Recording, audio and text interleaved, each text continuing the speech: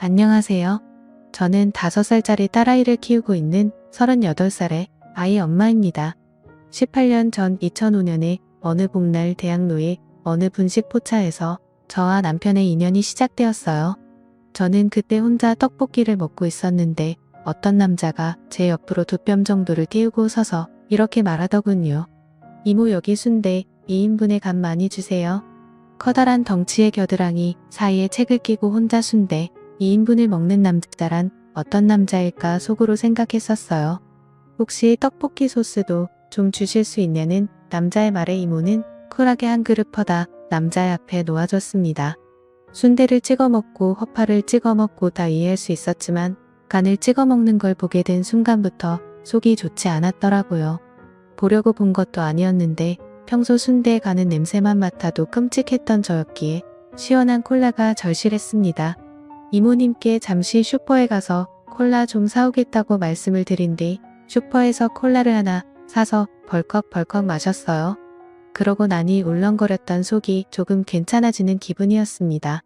그런데 그 남자는 이제 지금쯤이면 다 먹고 갔겠지 하는 생각으로 분식집 앞에 도착했을 땐 경악을 금치 못했어요.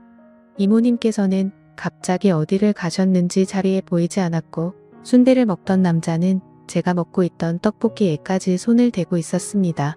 이건 뭐라고 해야 하지? 떡볶이 도둑 뭐 그런 건가?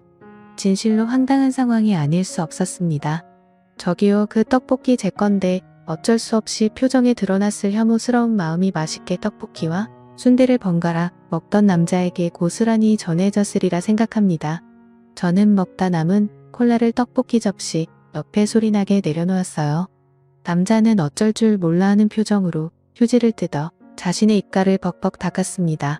그 모습이 꼭 몰래 꿀벌집을 털어 먹다 벌들에게 얼굴을 잔뜩 쏘여버린 공 같았어요. 흔히 생각하는 귀여운 곰돌이가 아니라 그냥 공 그 자체의 느낌이었다고 할까요? 너무 황당해서 웃기기도 했지만 그래도 마음엔 불쾌한 마음이 사라지지 않더라고요. 죄송합니다. 몰랐어요. 그러니까 먹다 남은 건 줄 알았어요. 버리는 건 줄 알고. 저는 남자가 헤집어 놓은 저의 떡볶이 접시를 가만히 내려다보았습니다. 빨간 소스 틈에 어렴풋이 섞여있는 순대에 잔여물들을 더 보고 있을 수 없었어요. 제가 연신 사과를 하는 그 곰 같은 남자에게 그냥 다 드시라고 접시를 밀어주고 이모를 찾아 두리번거렸습니다. 그랬더니 저쪽 멀리에서 앞치마에 손을 닦으며 달려오는 이모님이 보였어요. 이모님께서 저를 발견하시고 의아한 표정으로 물어오셨습니다. 뭐야, 너 간 거 아니었어? 왜 다시 왔어? 제가 콜라를 사러 다녀오겠다고 했던 말을 이모께서는 듣지 못했던 모양이었습니다. 그래서 저 남자가 내가 간 줄 알고 남은 떡볶이를 먹고 있었던 거구나. 저는 그제야 남자가 당황하고 민망했을 거라는 생각이 들었어요. 하지만 그럼에도 남자와 말을 섞고 싶진 않았습니다. 대체적으로 순대의 간을 좋아하는 사람들은 분명 저와 성향이 맞지 않을 편견을 가지고 있었기 때문이에요. 그런데 이상하게도 그날 이후부터 제가 떡볶이가 먹고 싶은 날이면 그 남자도 순대를 먹기 위해 분식 포차에 나타나는 것이 아니겠어요. 처음에는 모르는 척 그 다음부터는 너무 신경이 쓰여 도저히 떡볶이를 제대로 먹을 수가 없었습니다. 왜 맨날 같은 시간에 이렇게 겹쳐 오게 되는 건지 우연이라고만 생각하기엔 너무 반복되는 상황이었으니까요. 이모님께서는 한날 2뼘 정도의 거리를 두고 각자 떡볶이와 순대를 먹고 있는 저희에게 말씀하시기도 했습니다. 이 정도면 친구하고도 남았을 텐데 너희들은 진짜 먹기만 한다고요. 떡볶이와 순대를 각자 포커에 쥔 저희의 눈이 마주쳤습니다. 침묵을 지키지 못하고 남자가 먼저 입을 열었어요. 순대 좀 드실래요? 저는 떡볶이 소스만 좀 주시겠어요? 남자가 불쌍한 표정으로 자기 앞에 놓인 텅 빈 소스 그릇을 내려다 보았습니다. 이모님께서 서비스로 주신 걸 벌써 싹싹 긁어먹은 듯 했어요. 저는 그대로 떡볶이 접시를 남자에게 밀어주고 계산을 했습니다. 참 대단하다. 다음부터는 내가 그냥 다른 집을 가던가 해야지. 고개를 절레절레 저어놓고는 막상 떡볶이를 그곳만큼 맛있게 잘하는 곳이 없어서 결국 그 집에 다시 가게 되었고 다시 그 남자를 만나게 되었지만요. 연애의 시작은 그렇게 자주 보며 시덥지 않은 학교 얘기 같은 것들을 주고받던 남자가 예고 없이 자신의 순대를 제 떡볶이에 찍어버리면서였습니다.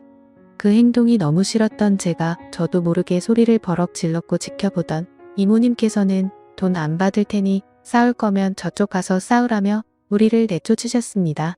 안절부절 못하던 남자가 제 화를 풀어보겠답시고 꺼낸 말은 의외로 단순했어요. 콜라를 드시겠냐고 묻더라고요. 저는 어이가 없어 콧방귀를 뀌면 서도 남자를 따라 슈퍼에 갔습니다. 시원한 콜라를 나누어 마시며 저는 1시간이 넘는 시간 동안 남자에게 식사 예절에 대해 퍼부었고 남자는 아무 말 없이 제가 하는 모든 말을 들어주었습니다. 1시간을 혼자 떠들고 나니 제 마음은 완전히 풀려 있었어요.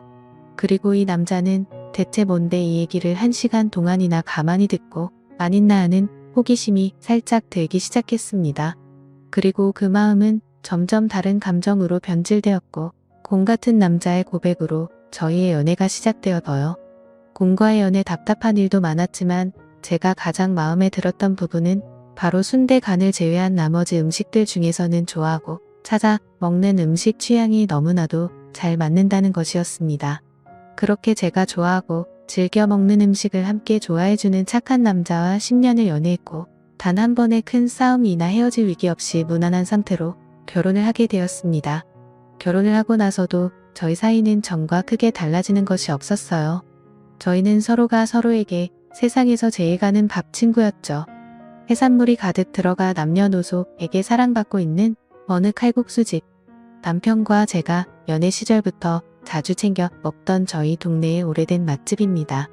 늘 한결같이 청결한 식당 내부와 세월이 흘러도 변치 않는 맛과 어머니 아버지 손을 잡고 가서 작은 그릇에 덜어먹던 초등학교 시절부터 주머니 사정이 가난했던 대학교 시절까지도 자주 가던 곳이었으니 벌써 그 해로만 40년이 넘는 전통을 가졌던 식당이었습니다. 예전에는 이렇게까지 손님이 붐비는 곳이 아니었는데 언젠가부터 맛집 프로그램에 소개가 되었는지 갈 때마다 줄을 서서 기다려야 할 정도로 인기가 많아져 버렸어요.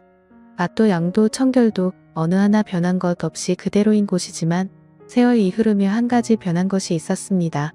손님이 많아지고 식당 내부가 붐비면서 혼자 식사를 하러 오는 손님은 더 이상 받지 않는 곳이 되어버린 것입니다.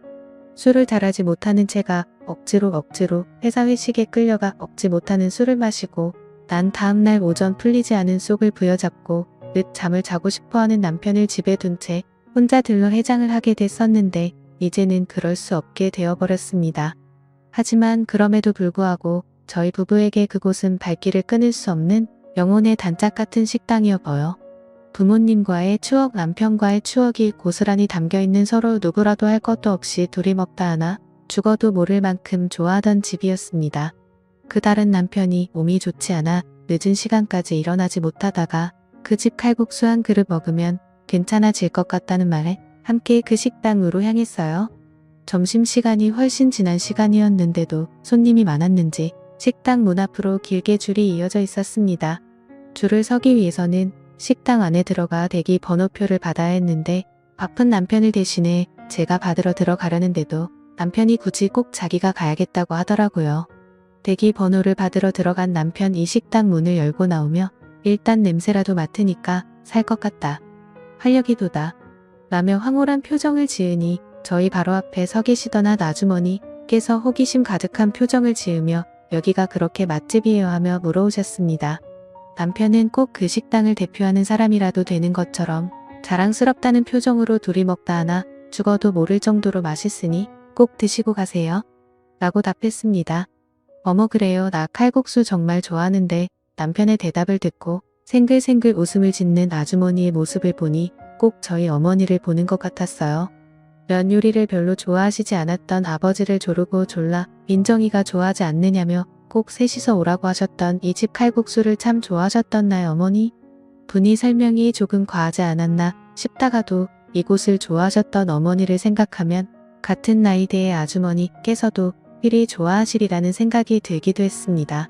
저희 어머니께서는 형제 자매가 없는 체에게 자매 같고 친구 같은 존재였습니다. 소녀라는 말에 더 가깝고 잘 어울리는 분이었어요. 한때 유행했던 발렌타인데이나 화이트데이엔 저보다 더 좋아하시며 집에 초콜릿과 사탕을 사들고 들어와 아버지께 말씀하셨지요. 오늘 사랑하는 사람이 이런 거 사주는 날이래요. 여보 그래서 나는 당신 몫이랑 우리 민정이 목 사서 들어왔지. 그렇게 되면 사실 집에서 제일 신이 나는 사람은 바로 저였습니다. 평소엔 치아가 상할까봐 잘 먹지 못하게 하시는 초콜릿과 사탕을 뭔가 합법적으로 먹을 기회였다거나 할까요? 눈치 보지 않고 먹고 싶은 만큼 실컷 먹고 나면 어머니께서는 삐친 얼굴을 하고 방에 누워 계셨습니다. 이제 중학생이 된 민정이는 용돈이 모자라서 못 사왔다고는 해도 당신 정말 빈손이었냐며 아버지께 토라지시곤 했었어요. 저는 그때 어머니가 엄마 같지 않고 언니 같다고 생각했습니다. 그리고 아버지께서 어쩌면 조금 귀찮을 수 있겠다는 생각도 했었어요. 어쩌면 우리 어머니는 나보다 철이 없을지도 모른다고 생각하면서요. 그런데 그것은 저의 잘못된 생각이었습니다. 고등학교에 올라가고 사춘기가 시작되면서부터는 어머니가 저의 둘도 없는 친구가 되더군요. 다른 친구들은 집에 가면 엄마랑 말도 하기 싫다고 짜증을 부리는데 저는 오히려 어머니와 더 붙어서 이야기를 하게 되었습니다. 어쩜 그렇게 대화가 잘 통하는지 어머니께서는 제가 척하면 착하고 알아듣고 제 마음을 공감해 주셨답니다. 그리고 대학생이 되었을 땐, 그래서 제가 연애를 시작하게 되었을 땐 그냥 단순히 저의 고민 상담을 잘해주는 친구 같은 엄마 정도가 아니라 과장해서 말하자면 100년 먹은 오랜 친구 같은 그런 느낌이었다고 할까요? 한 번도 알지 못했던, 한 번도 들어보지 못했던 어머니의 여러 인생 경험들은 제게 뼈가 되고 살이 되어 필요할 때마다 유용하게 잘 사용되곤 했습니다. 학문적으로나 그런 것들이 아니라 인생 실전에서 말이에요. 특히나 연애 부분에서 어머니의 사이다 같은 조언은 제게 많은 깨달음을 얻게 하셨습니다. 저는 주로 저를 속상하게 한 남자들의 욕을 어머니 앞에서 퍼부었던 처 없는 딸이었어요. 그렇게 친구 같았던 어머니께서, 제 인생에 제일 친한 가장 친한 친구였던 어머니께서 교통사고로 갑작스레 세상을 떠나게 되셨을 땐 정말 저도 따라 죽고 싶더군요. 어머니 없이 사는 게 말이 되지 않는다고 생각이 들었으니까요. 아버지께서도 누구보다 많이 힘들어 하셨고 저희는 결국 어머니를 잊는 것보다 어머니를 영원히 기억하며 사는 것으로 마음을 맞추어 조금씩 일상으로 돌아가게 되었습니다.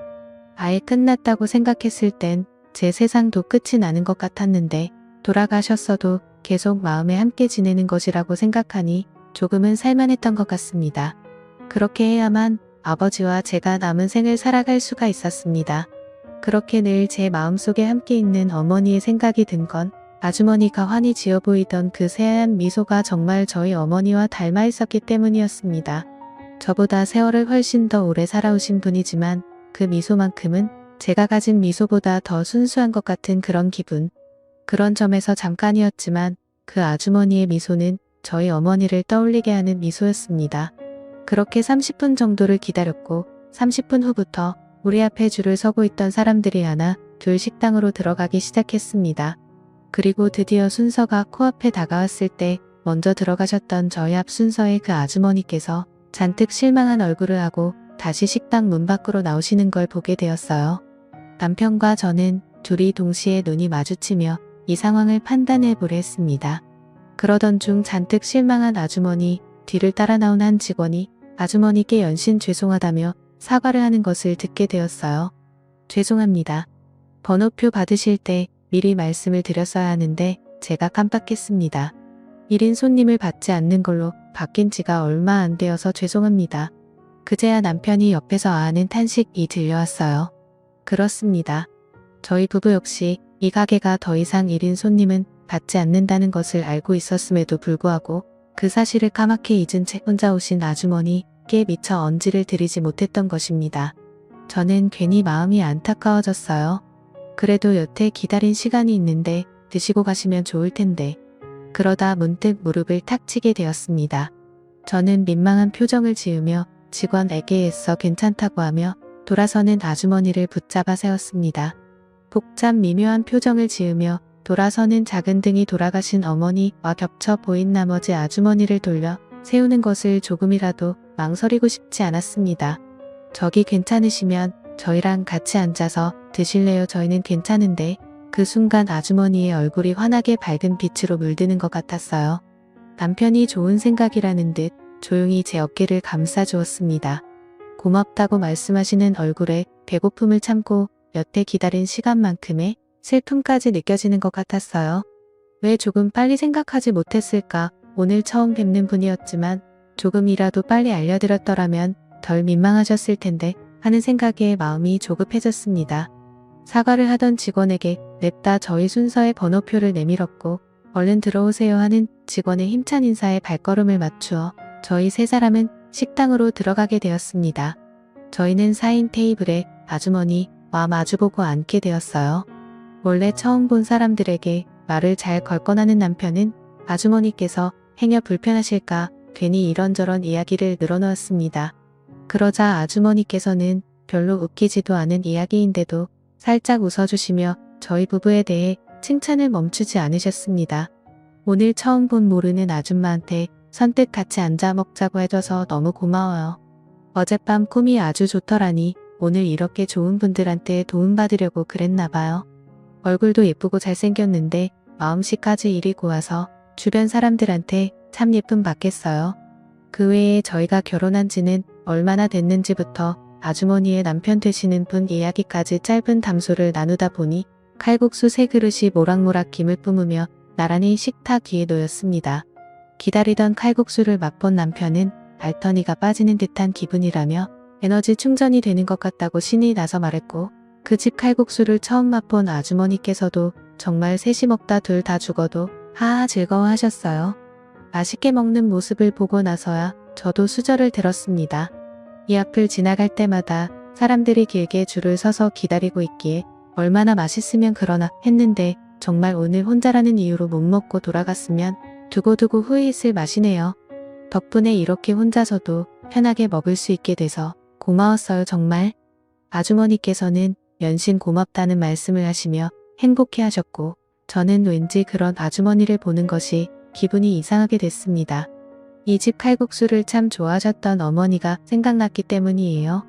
사고로 일찍 돌아가신 어머니 생각에 깊이 빠지게 되면 걷잡을 수 없이 차오르는 눈물을 참을 수가 없어지는데 다행히 남편이 고맙게도 제 생각을 읽어준 건지 옆에서 이런저런 다른 이야기들을 하는 바람에 웃으면서 식사를 마무리할 수 있었습니다. 아주머니께서는 식사를 하시고 간 후에도 맛있는 칼국수를 같이 먹게 해줘서 재차 감사 인사를 전하셨습니다. 그러고는 대뜸 저희가 사는 곳이 어디인고 물어보셨어요. 데려다 주시겠다면서 말입니다. 그저 30분 넘도록 기다리신 시간이 아깝게 느껴져 같이 앉아서 드시면 어떻겠냐 했던 것뿐이지만 식사야 테이블에 수저 하나 더 넣고 식당에서 내어주는 음식 먹기만 하면 되는 거지만 집까지 데려다 주시겠다는 건 완전히 다른 이야기였어요. 저희 두 사람은 약속이라도 한 듯 급고 사양했습니다. 하지만 아주머니께서는 완강하셨어요. 내가 하는 일이 택시기사라서 그래요. 손님 태우러 가는 길에 데려준다 생각하면 돼요. 정말 고맙고 요즘 세상에 이렇게 마음 따뜻한 젊은 사람들이 있다는 게 내 딴엔 감동이라 그래요. 아주머니께서는 하시는 말씀이 무슨 말씀인지는 알겠지만 저희 입장에서는 걸어서 몇 분 안 되는 거리를 어두 타고 간다는 게 너무 죄송스러웠습니다. 결국 아주머니께 손끝으로 가까이 보이는 아파트를 가리키며 말씀드렸어요. 사실 저희가 저기 보이는 저 아파트에 살고 있어서 차 타고 가는 것보다 걸어가는 게 더 빠른 거리라고 그랬더니 아주머니께서는 크게 아쉬워하며 다시 한번 고마웠다고 작별 인사를 건네셨습니다. 그렇게 처음 보는 아주머니와의 다소 요란했던 식당 합석 사건이 마무리가 되고 남편과 함께 집으로 걸어가는 길 제 손을 꼭 잡으며 남편이 말했습니다. 나 오늘 당신 다시 봤어. 원래도 좋은 여자인 거 알고 있었지만 오늘은 멋있어서 감동했어. 난 그런 생각 못했는데 어떻게 그런 생각을 했어. 사실 생각이랄 것도 없었어요. 게다가 식사를 사드린 것도 아니라서 더욱 민망했습니다. 제가 한 일에 비해 아까부터 너무 과한 칭찬만 받는 것 같아 온몸이 가려웠어요. 무슨 노지랖이었는지는 모르겠지만 어머니랑 겹쳐 보였던 것이 가장 큰 이유였던 것 같습니다. 그 후로도 남편과 함께 종종 그 집에 들럴 때면 그때 그 아주머니께서 또 오시진 않았을까 하며 주위를 살피기도 했었습니다. 하지만 아주머니께서는 더 이상 모습을 드러내지 않으셨고 저희의 기억 속에서도 점점 잊혀져 갔습니다. 게다가 늘 변함없이 북적이는 손님과 예전과는 달리 마주 앉은 사람의 말소리가 잘 들리지 않을 정도로 시끄러운 분위기가 되어버린 칼국수집이 낯설고 불편하게 느껴져 저희 부부의 발걸음도 점차 줄어들어 가고 있었고요. 옛날 생각이 간절해 꼭 그 칼국수를 먹어야겠는 날에는 식당에서 먹기보다 포장을 해서 집에 가져가 먹고는 했었고, 그러다 보니 남편은 더 편하게 먹을 다른 집을 탐색하다 다른 맛집을 찾아내기도 했습니다. 몇 년 동안을 단골이 되어 자주 찾던 칼국수집의 발걸음을 멀리하고 새로운 맛집을 찾아 그곳에 정을 붙이는 동안 시간은 제법 흘러 있었어요. 그리고 2년이라는 시간이 흘렀을 때 저희 두 사람 사이엔 소중한 아이가 생겼습니다. 아이의 태명은 축복이었는데 제가 하도 입덕 같은 것 없이 이것저것 잘 먹어서 저희끼리는 뻑복이라고 부르기도 했었답니다. 뱃속에 품은 아이가 조금씩 자라나는 동안 저는 어느 날엔 축복이에게 너무 고마운 마음, 어느 날엔 제가 과연 축복이에게 좋은 엄마가 될 수 있을지에 대한 고민으로 하루하루를 보냈습니다. 12주가 넘어가고 나서 병원 선생님의 말씀으로 축복이가 여자아이임을 알게 되었고, 남편은 벌써부터 공주님을 맞을 준비하랴 회사일하랴 몸이 2개라도 모자란 상황이었어요. 저 또한 예전과는 너무 달라져 버린 몸 상태가 적응을 할래야 좀처럼 적응이 되지 않아 힘이 들었습니다. 하지만 그럼에도 불구하고 저희 두 사람은 너무나도 행복했습니다. 사실 둘이 지내는 게 더 좋아서 아이를 빨리 갖지 않고 미루다 갖게 된 것이었는데, 뱃속에 나와 내가 사랑하는 사람을 닮은 새 생명을 품는다는 것이 이토록 설레이는 일인 줄 알았더라면 조금 더 서둘러 아이를 가졌어야 했나 하는 생각도 들었습니다. 그만큼 천천히라도 찾아와 준 저희 사이의 축복이 고맙고 감사했어요. 그러던 어느 날 평소처럼 진료를 받으러 병원으로 가던 길, 우연히 잡은 택시에서 놀라운 사람을 만나게 되었습니다. 택시에 탄다고 해도 보통 택시기사님 얼굴을 뜯어볼 생각 같은 건 하지 않는데, 워낙 차가 청결하고 기분 좋은 향기까지 나기에 저도 모르게 운전대를 잡으신 분의 얼굴을 살펴보게 된 것입니다. 제법 시간이 흘러버린 일이었지만 그분의 얼굴은 한눈에 알아볼 수 있었어요. 콧노래를 흥얼거리며 기분 좋은 인사를 건네는 그분은 2년 전 남편과 갔던 오랜 단골 칼국수집에서 저희 부부와 함께 합석해 식사를 했던 그 택시기사 아주머니셨습니다. 깜짝 놀란 제가 무슨 말은 튀어나오질 않고 헉하는 소리를 내며 가운데 시트의 바싹부터 앉자 택시기사님께서 하고 알아보시는 소리를 하셨습니다. 서로 놀란 마음에 어하는 소리만 주고받기를 몇 번 택시기사님께서 먼저 내가 산부인과 가시는 손님들 정말 좋아하는데 어떻게 이렇게 만나 하고 말을 걸어주셨어요. 검진 받으러 가냐는 물음에 네하고 웃으며 사실 뱃속에 새 생명이 생겼다고 말씀드리니 왠지 그런 것 같다 하시며 배가 많이 나오지 않아도 임산부들은 얼굴에서 느껴지는 따뜻한 느낌이 있다고 축하한다고 말씀을 해주셨어요. 결혼 3년 만에 가진 아이의 주변에서 여러 축하의 말을 전해 듣고 많이 기뻤었지만 기사님의 입을 통해 들으니 또 기분이 색달랐습니다. 아니, 기사님의 축하가 기분이 색달랐다기보다는 다시 만나기 힘들 것이라고 생각했던 분과 이렇게 우연히 다시 마주치게 되니 그것이 색달랐던 것 같아요. 산부인과 진료를 나설 때 평소 같으면 운전을 해서 가겠지만 남편이 꼭 고말리는 바람에 택시를 이용하게 되었던 날이라 더 그랬던 것 같습니다. 너무 신기하고 반가웠어요. 백미러 너머로 저를 지그시 바라보던 택시기사님께서 말씀하셨습니다. 내 택시 타줘서 고마워요. 이 택시는 우리 아기 엄마처럼 임산부들한테는 택시비를 받지 않는 택시예요. 임산부는 공짜. 오늘 한 분도 못 태워서 내심 아쉬웠는데 이렇게 만나게 돼서 정말 기뻐요. 그런데 기사님께서 하시는 말씀은 다소 이해가 가지 않는 말이었습니다. 택시를 탔으면 택시비를 지불해야 정상인데 임산부에게는 택시비를 받지 않는다. 몇 퍼센트 할인 얼마 할인 같은 작은 이벤트도 아니고 무작정 택시비를 무료로 한다는 것이 믿기지 않았어요. 그래야 할 이유가 없다고 생각했기 때문입니다. 그런 기사님의 말씀에 깜짝 놀라 주변을 살펴보니 그제야 뒷좌석에 반듯하게 눌러 쓴 고운 글씨체로 임산부는 라고 적혀있는 것이 보였습니다.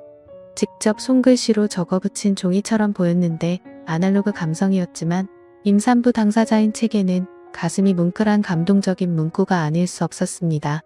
궁금함을 견디지 못하고 임산부는 뭐 때문에 공짜로 해주시는 거냐? 고 조심스레 여쭤봤더니 택시기사님께서는 잠깐 창밖을 보시다가 침착한 목소리로 말씀하셨어요. 임산부를 보면 생각나는 사람이 있어서 그래요. 그런데 기사님께서 하시는 말씀은 전혀 예상치 못했던 내용이었고 저는 병원으로 가는 길 내내 그 기사님의 사연을 가만히 듣기만 했습니다. 기사님께는 저와 비슷한 또래의 따님이 있으셨다고 했습니다. 늘 생글생글 웃고 말썽 한 번 부린 적 없는 예쁜 따님이셨다고요. 공부를 엄청 잘하지는 못했지만 부모가 나서서 돕지 않아도 저 알아서 척척 하나씩 해나갔던 씩씩하고 사랑스러운 분이었다고 했어요. 마음은 늘 금이야 우기야 하며 애지중지 키웠지만 바쁘게 사느라 남들 다 하는 것들 제대로 챙겨주지 못했었다고 그게 아직도 미안하다고 하시며 택시 에어컨에 작게 매달린 액자를 뽑아 제게 보여주셨습니다. 우리 딸 대학 졸업하고 같이 찍은 사진이에요. 참 예뻤죠. 액자 속에는 지금보다 훨씬 젊은 모습을 한 택시기사님과 학사모를 쓰고 환히 웃고 있는 따님의 모습이 담겨 있었습니다. 딸이랑 엄마들은 이런 사진들 한 장씩은 다 있는 거구나. 그 사진을 보며 저는 자연스레 저희 어머니를 떠올렸어요.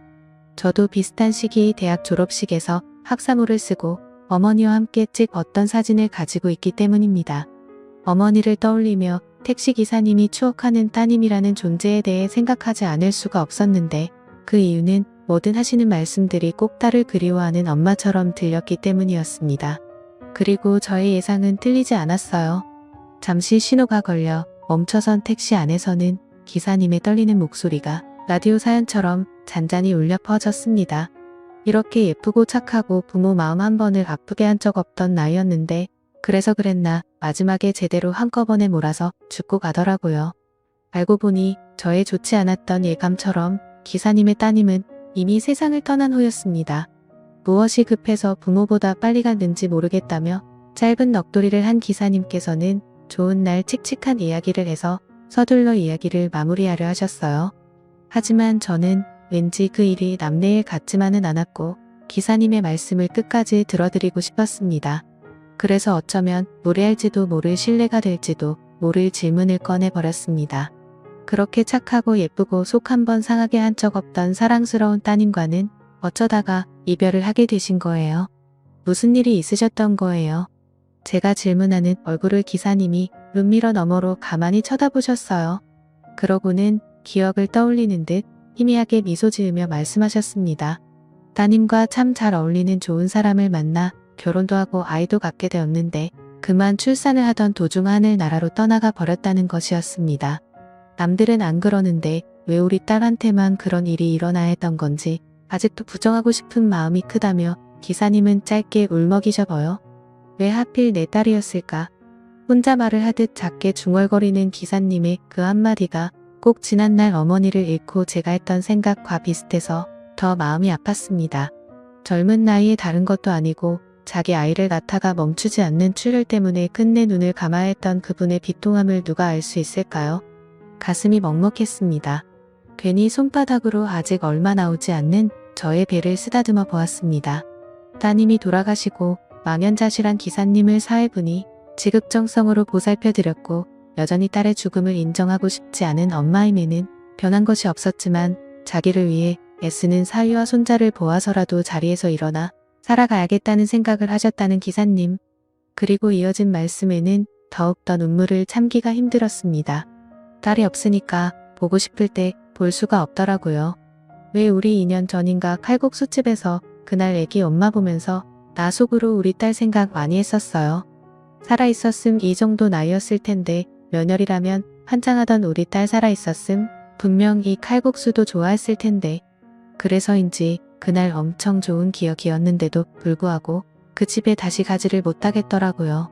웃으면서 살아보려고 하는데 밥 먹다가 울고 그러는 게 싫어서 기사님께서는 밥 먹다가 울게 되는 것이 싫어 그 칼국수집을 다시 갈 수 없었다고 대충 말씀하셨지만 저는 알 수 있었습니다.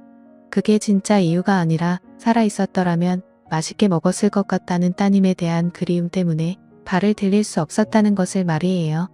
저는 다시 액자 속 얼굴을 보았습니다. 만약 죽지 않고 살아있었더라면 지금쯤 어떤 얼굴이었을까 상상해보면서요. 저보다는 훨씬 더 예뻤을 것 같다고 생각했습니다. 정말 예쁜 얼굴이었어요. 같은 여자로서, 같은 인간으로서, 가슴이 아플 수밖에 없는 이야기.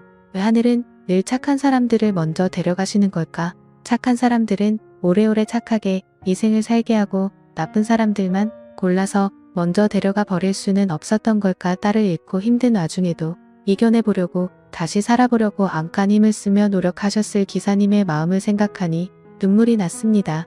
하지만 함부로 울 수도 없는 상황에 저는 괜히 고개를 숙이고 손톱을 맴만졌어요. 그랬더니 갑자기 밝은 목소리를 한 기사님께서 질문하듯 말씀하셨습니다. 그래서 우리 딸 하늘나라 보내고 난 후로는 이상하게 임산부들한테 돈을 받을 수가 없더라고요. 몸도 무겁고 불편할 텐데 이동이라도 마음 편하게 할 수 있었으면 하는 마음에 임산부에게는 택시비를 받지 않기로 했던 거예요. 정작 우리 딸한테는 그렇게까지 챙겨주지 못했었지만 그 후회와 반성이 지금의 이 택시를 잊게 했답니다. 차오르던 눈물을 밝은 목소리 아래 감춘 기사님은 부모보다 먼저 하늘나라 애간 딸이 야속하고 미울 때도 있었지만 이제는 오히려 따님 덕분에 이 일을 할 수 있었던 거라고 생각하며 힘든 생각을 하지 않으려고 노력한다 하셨습니다. 그러면서 제게 작은 명함 하나를 주셨어요. 깔끔한 흰색 바탕에 기사님의 성함과 연락처가 간단하게 적혀있는 명함이었습니다. 한이 웃는 기사님의 얼굴과 제법 어울리는 명함이라고 생각했어요. 명함을 한번 뒤집어 보라는 기사님의 말씀의 뒷면을 보았더니 그곳에는 한 번 더 이런 내용이 적혀 있었습니다. 임산부는 택시비 공짜 편하게 이동하시고 순산을 기원합니다. 순산을 기원한다는 글자가 유독 인상 깊게 눈에 들어왔습니다. 꼭 더 힘을 주어 쓴 것만 같은 착각이 들 정도였어요. 세상에 많은 산모들과 또 그 산모들의 부모가 간절히 바라고 있을 단 한 가지. 산모와 아이 모두 무사히 순산하는 것이지요. 그 의미를 아는 사람만이 전할 수 있는 메시지라고 생각했습니다. 어느덧 병원 앞에 도착한 택시. 인사를 나누고 내린 택시에서 창문이 열리고 기사님이 한 번 더 말씀하셨어요. 다음에 검진 올 때 연락해요. 내가 꼭 태워주고 싶어서 그래요. 다른 택시 타는 것보다는 내 택시 타는 게 더 마음 놓인다고들 하거든요. 그러니까 믿고 연락해요. 검진 잘 받고 또 봐요. 애기 엄마. 기사님의 가슴 먹먹한 이야기와 따뜻하리만큼 다정한 배려의 눈물이 나서 그 택시를 다시 탈 수 있을지 미지수였습니다. 검사의 진료를 받고 집으로 돌아와 남편에게 택시에서의 이야기를 들려주니 남편이 밥 먹던 수저를 멈추고 이리저리 흔들리는 눈동자를 했어요. 무슨 생각을 한 건지 곧 눈물이 떨어지기라도 할 것 같은 눈이었습니다. 10달 동안 무거운 몸을 가누며 여기저기 힘들지 않은 것이 없었을 텐데 그렇게 고생한 사람을 어떻게 그렇게 허무하게 데려가느냐며 남편의 노래는 말하지 않아도 기사님 따님뿐만 아니라 제 걱정까지 스며들어 있음이 느껴졌어요. 기사님의 사정이 참 딱하다고 한참 우울한 상태로 있던 남편이 그러지 말고 그 기사님 말씀하신 대로 앞으로 병원 갈 일이 있을 때 그 택시를 이용하는 게 어떻겠느냐고 말했습니다. 다른 교통수단보다 왠지 그 기사님이 모는 택시라면 무지하게 안전할 것 같아서 그래요. 제가 실수로 눈물을 흘리거나 혼자 마음 아파하는 게 기사님께 죄송하다고 했더니 남편은 제 손을 잡으며 이렇게 말했습니다. 어쩌면 당신이 그 기사님을 보며 장모님을 떠올리며 기분 좋았듯이 기사님도 당신을 보며 따님 생각이 기분 좋으실지 말이에요. 남편의 말을 곱씹고 또 곱씹어 보았습니다. 그래 어쩌면 기사님과 나는 서로에게 거창한 위로는 건네지 못하더라도 오며 가며 담소를 나누고 잠깐이나마 각자의 좋았던 시절을 떠올리게 하는 좋은 인생 친구가 될 수 있을지도 모르겠다. 어머니 뻘의 어른에게 친구라는 표현이 어떠할지 모르겠지만 그 말보다 더 적절한 표현은 없을 것 같았습니다. 그렇게 저는 병원에 갈 때마다 기사님이 주셨던 명함 속 연락처로 전화를 걸어 그 택시를 탔습니다. 저희는 가끔 서로의 가족에 대한 이야기를 하거나 요즘 즐겨 먹는 음식, 자주 보는 드라마 같은 것들에 대한 이야기를 나누며 가까워져 갔습니다. 택시를 타고 병원에 가는 것뿐인데 꼭 친한 누군가와 즐거운 드라이브를 하는 것 같은 기분이었어요. 하지만 요금은 꼭 내고 싶었습니다. 돈을 드리려고 하면 아예 손을 뻗지를 않으시고 급하게 운전석 쪽으로 돈을 올려두고 내려버리려고 하면 다급히 문을 잠가버리시고는 돈을 다시 가져가라 하셨어요. 기사님의 고집은 보통이 아니었고 저도 그의 둘째가라면 서러울 정도로 보통 고집내기가 아니었습니다. 결국 지독한 택시비 싸움에서의 승자는 나였습니다. 돌아가신 어머니를 보는 것 같아서 살아생전 뭐 하나 해드리지도 못하고 늘 받기만 했던 딸이었는데 기사님 만나게 되면 꼭 그렇게 어머니 생각이 나서 그런다. 그러니 다른 임산부들 더 많이 도와주시고 제가 드리는 택시비만은 받아주시라고 비장의 무기 아닌 무기였습니다. 그러다 보니 어느덧 제 배는 만삭에 이르러 있었고 기사님과 친해질 대로 친해져 버린 저는 병원에 가기 위해 기사님의 택시를 타는 시간이 기다려지기까지 했었습니다. 축복이가 쑥쑥 잘 크고 있는 것 같다며 그래도 애기 엄마 어디 힘든 데는 없냐며 언제나처럼 먼저 제 상태를 물어봐 주시는 기사님 덕분에 병원으로 가는 길들은 늘 편안했어요. 그렇게 10달을 가득 채워가고 있던 어느 날 오랜만에 평일에 쉴 수 있게 된 남편과 함께 병원에 가기 위해 기사님께 연락을 드려 택시를 기다리고 있었습니다. 오랜만에 함께 가는 병원이기도 했고 축복이가 얼마나 더 컸을지 기사님께는 오늘 또 어떤 이야기를 할지 기다리는 마음이 즐거웠었어요. 갑자기 예고 없이 진통이 시작되기 전까지는 말입니다. 아직 예정일이 되려면 며칠 더 기다려야 했기에 저도 당황했고 남편도 당황을 했어요. 몸도 힘든데 먼저 내려와서 기다리지 말고 전화하면 내려오라는 기사님의 말씀을 무시한 채 아파트 앞에 나와서 기다리고 있었는데 갑자기 길에서 진통이 시작된 셈입니다. 남편은 옆에서 발을 동동 구르며 손으로는 저를 꼭 붙들고 눈으로는 택시가 다 와가는지를 살폈어요. 이후 꼭 택시가 도착하고 왜 또 말 안 듣고 내려와서 기다리고 있느냐 몇 핀잔을 주시려던 기사님께서 상황이 평소 같지 않다는 것을 금방 눈치채시고는 운전석에서 내려 남편과 함께 저를 부축해 주셨습니다. 서둘러 출발하는 택시 안에서 처음 느껴보는 고통이 저를 사로잡아 다리 아래로 양수가 터져 나왔어요. 기사님은 덩달아 당황한 남편에게 당장 병원에 전화를 해서 상태를 전하라고 말씀하셨고 남편과 제가 전화 너머의 간호사 선생님의 지시대로 호흡을 따라하고 정신을 차리지 못하는 동안 기사님께서는 아기가 태어나기 전에 병원에 도착할 수 있다고 판단하시고는 레이싱을 하듯 택시를 몰아 우리를 무사히 병원에 내려주셨습니다. 다행히도 축복이는 건강하게 세상 밖으로 나와주었고 이대로 택시에서 출산을 하는 줄로만 알았던 저 역시도 건강한 모습으로 회복에 들어갈 수 있었어요. 태어난 아이를 살피느라 남편은 저를 살피고 찾아온 식구들을 챙기느라 미처 연락드리지 못했던 택시 기사님께 연락을 드리게 된 것은 축복이가 태어나고 3일째 되던 날이었습니다. 기사님께서는 신호가 얼마 가기도 전에 기다렸다는 듯 급히 전화를 받으셨고 저는 그 걱정 어린 목소리에 왈칵 눈물이 터져 나왔습니다. 한 손으로는 핸드폰을 꼭 쥐고 한 손으로는 제 입을 꼭 틀어막고 있으니 기사님의 당황한 목소리가 들려왔어요. 왜 그래 여보세요 괜찮은 거예요 여보세요 저예요. 저 무사해요. 축복이도 건강히 잘 태어났어요. 더 빨리 연락드리지 못해서 죄송해요. 기다리셨죠? 기사님 아니었음 그렇게 빨리 도착 못했을 거예요. 너무 감사하고 기사님 덕분에 축복이도 저도 지금 건강해요. 우는 소리를 들키지 않으려 한 단어씩 끊어 말하는 저의 목소리를 알아듣고 핸드폰 너머에서는 기사님의 울음소리가 들려왔습니다. 정말 다행이다. 산모도 아기도 무사해서 정말 다행이다. 혼잣말 같은 그러나 제게 하는 말 이미 분명한 말들이 계속 이어졌어요. 어머니께서 살아계셨더라면 그래서 제가 누군가의 어머니가 되는 모습을 지켜보셨더라면 이런 느낌이었을까 생각했습니다. 아마 우리 어머니는 더 많이 우시고 더 많이 애태우셨을 것입니다. 그리고 그에 못지않게 기사님께서도 한동안 전화를 끊지 못하셨고 하염없이 눈물을 흘리셨어요. 어머니가 안 계셨던 제게 묘하게 엄마 같은 느낌으로 편안하게 대해주셨던 기사님. 그런 기사님의 따뜻한 배려로 인해 저는 기사님을 더 가까운 사람처럼 믿을 수 있었고 좋아할 수 있었습니다.